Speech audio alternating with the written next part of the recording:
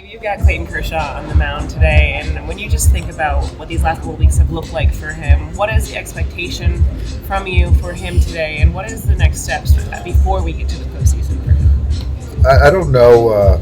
Obviously, the expectation is for him to go out there and throw the baseball well. What I do know is leading up to this start is as good of a build-up preparation than he's had for the last, call it 4 starts. So I feel good about that. I think for us, I think ideal would be 5-75 would be sort of ideally. You have Michael Grove, who's now been activated. Is the plan for him to potentially piggyback off of Clayton, or how do you see that playing out? I think Michael, given some of the uses that we've had with the pen, he'll pitch today. He can do 2 innings, and so I don't know when, but yeah, it makes sense that at some point he'll be in there. Why do you believe Kershaw's build-up is better going into today? Just seeing the work leading up to it, I think that each bullpen catch play going into those last 4 starts, I've seen it get better, and his last pen I thought was the best that he's had of those, and looked more like what Clayton does. So I think the game's going to play out as such, but I feel good about the way he's going to throw the baseball. What do you think is the biggest thing he needs to see out of himself the last couple starts? Is it command? Is it trying to get some of that velocity back? What do you feel like he's challenging to sort of get? I think each of his starts after that first inning, the command's gotten better. So I think the command is everything. I do think that the velocity was better the last one than it was the 2 prior. I think that there'll be an uptick in velocity tonight. And outside of that, just go out there and get outs. How much do you admire him for gutting it out? Clearly something up with the shoulder, yet he still goes out there. It's remarkable. It really is. I don't, I think that Clayton is the first to tell you he doesn't like to, use anything as an excuse or talk about anything, but I know what's going on. I just have so much respect for him, and people can't do what he can do. I remember there was a start here a few years ago where I think he was throwing 82 miles an hour in a day game where his back went out, and he found a way to get 3 or 4 innings of 0 hit baseball or no runs, and I don't know how he was doing it, and he ended up going on the IL right after that. So he just sort of wills himself to get guys out. Do you cherish this? Do you ever think it's going to be the last time we see the last months of him in the Dodger uniform? Do you think about that?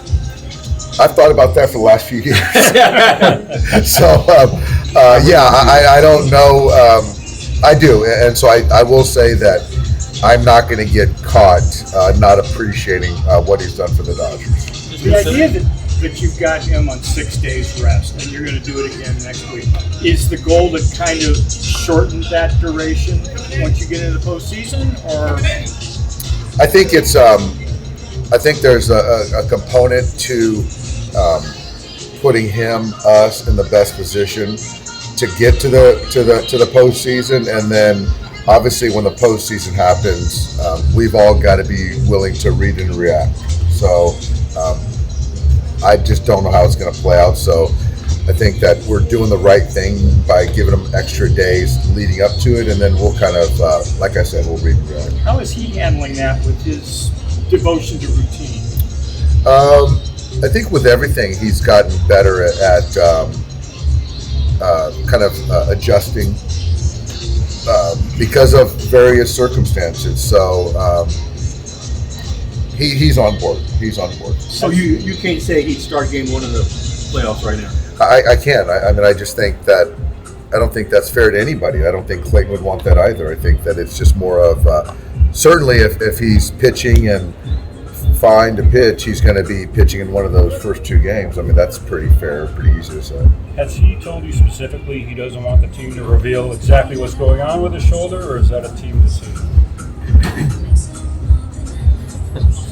Maybe a combo. And why do you think that is?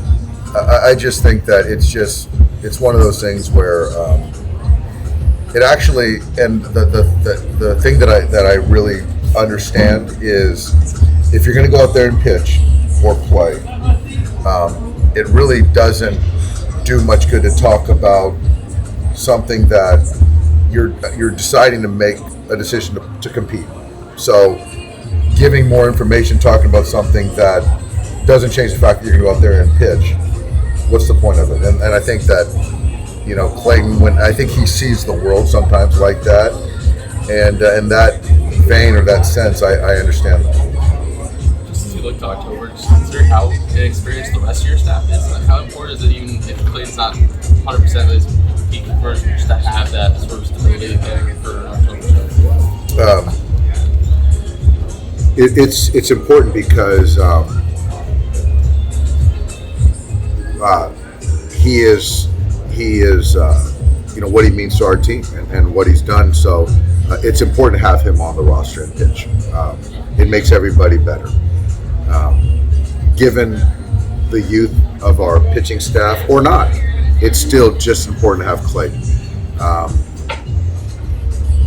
I still believe in the talent that we have, but yeah, Clayton, he just does so many things for our pitching staff.